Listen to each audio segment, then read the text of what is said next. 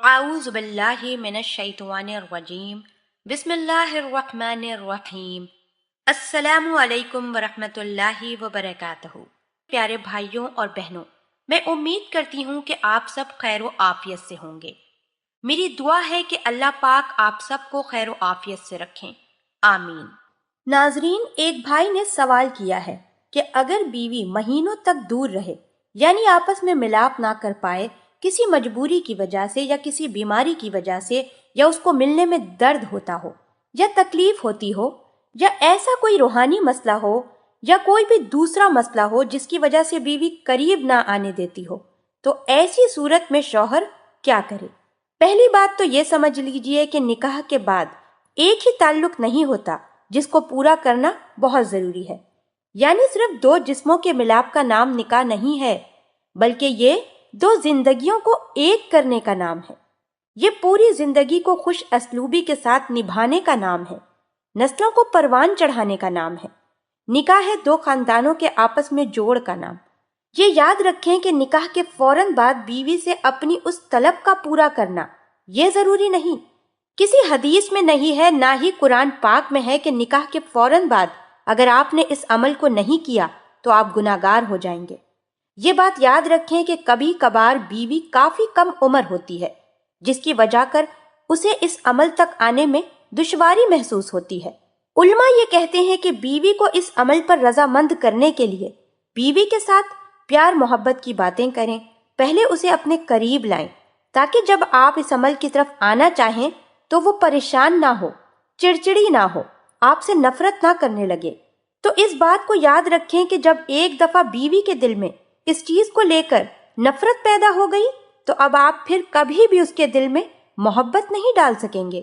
یہ ایک ایسا عمل ہے جو فطرتی تقاضے کے مطابق ہے، یعنی فطری عمل ہے۔ اگر اللہ پاک نے یہ چیز اس کے اندر کم رکھی ہے تو مرد کو چاہیے کہ اپنے نفس پر قابو رکھے اور آہستہ آہستہ خوش اسلوبی کے ساتھ بیوی کو اس عمل کے قریب لے کر آئے، تاکہ نکاح کا جو تقاضا ہے وہ پورا ہو سکے۔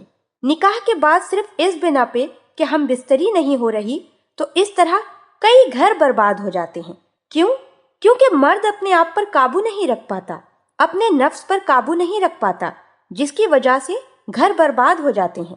علماء یہ کہتے ہیں کہ اگر ایک عورت آپ کو اپنا آپ نہیں دے رہی، اگرچہ یہ نکاح کے اصول کے مطابق نہیں ہے، نکاح کے تقاضے کے مطابق نہیں ہے، لیکن یہ یاد رکھیں کہ کبھی مسائل دوسرے بھی ہوا کرتے ہیں، جیسے جادو کا مسئلہ ہوتا ہے، کہیں روحانی مسئلہ ہوتا ہے، کہیں جنات کا مسئلہ ہوتا ہے، کہیں میڈیکلی مسئلہ ہوتا ہے۔ ان ساری چیزوں کو بھی مد نظر رکھا جائے، جبکہ آج کل کے جو مرد ہیں وہ صرف اپنے نفس کو ہی مد نظر رکھتے ہیں، نہ کہ ان سارے مسئلوں کو۔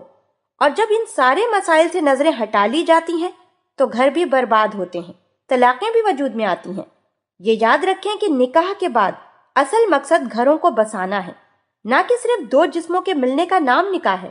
یاد رکھیں کہ اگر بیوی نکاح کے بعد اس معاملے میں خوشی خوشی آپ کے ساتھ کنٹریبیوٹ کرے تو بہت اچھی بات ہے، کیونکہ نکاح کے بعد افزائش نسل کا دار و مدار صرف اسی عمل پر ہے، نہ کہ کسی دوسرے عمل پر۔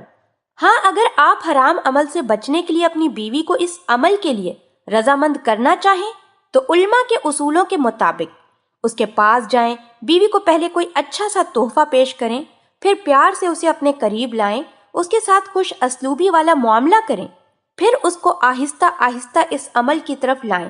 اگر آپ فوراً ہی اس عمل کو کرنے لگیں گے تو یاد رکھیں اس طرح آپ خود کو اپنی بیوی سے دور کر بیٹھیں گے، اور اگر بیوی کے دل میں ایک دفعہ آپ کے لیے نفرت پیدا ہو گئی تو پھر وہ کبھی بھی آپ کے پاس نہیں آئے گی، بلکہ اسے تو اس چیز سے ہی نفرت ہو جائے گی، اور جب اسے اس چیز سے نفرت ہونا شروع ہو گئی تو پھر آپ اس کے ساتھ ساری زندگی بھی پیار محبت سے چلیں، محبت سے پیش آئیں، وہ پھر بھی آپ سے محبت نہیں کر پائے گی۔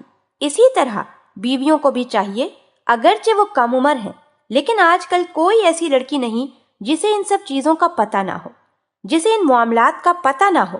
یہ سارے معاملات اللہ پاک کی طرف سے ہی ہیں۔ اللہ پاک ہر مرد اور عورت کے دل میں ان چیزوں کو ڈالتے ہیں۔ یاد رکھیں کہ اگر کوئی عورت آپ کے ساتھ اس طرح کا معاملہ کر رہی ہے تو آپ پہلے اچھی طرح چھان بین کر لیں۔ انویسٹیگیشن کر لیں، آیا کہ اس عورت کے ساتھ کوئی دوسرے مسائل تو نہیں ہے؟ جو عورت خود جان بوجھ کر ایسا کر رہی ہے، اگر جان کر رہی ہے تو پھر آپ اس کے ساتھ ڈانٹ ٹپٹ کریں، تھوڑی سختی سے پیش آئیں تاکہ وہ عورت آپ کے ساتھ بچ سکے۔ آج کل کی لڑکیاں، آج کل کی بہنیں، بیٹیاں بہت زیادہ ان سب چیزوں میں ملوث ہو چکی ہیں، انٹرنیٹ کے غلط استعمال سے اپنی جوانیاں برباد کر بیٹھی ہیں۔ جب شادیاں ہوتی ہیں تب انہیں شرم آتی ہے، اپنے شوہر سے جھجک محسوس ہوتی ہے کہ اگر شوہر کو یہ بات پتہ چل گئی تو پھر ہمارا گھر نہیں بسے گا، ہمیں طلاق ہو جائے گی، اور اس طرح ایک کٹھن زندگی کی شروعات ہو جائے گی۔ یہ یاد رکھیں کہ ان چیزوں کو بھی ختم کرنے کے کئی ذرائع ہیں۔ آپ ان اسباب کو اپنائیں، آپ ان چیزوں کو دیکھیں، آپ اپنا علاج کروائیں تاکہ آپ کی جوانیاں دوبارہ لوٹ آئیں۔ اللہ پاک ہم سب کو ایسی چیزوں سے بچنے کی توفیق عطا فرمائے۔ اللہ پاک ہم سب کو دین کی سمجھ عطا فرمائے اور اس کے مطابق زندگی بسر کرنے کی توفیق عطا فرمائے۔ آمین۔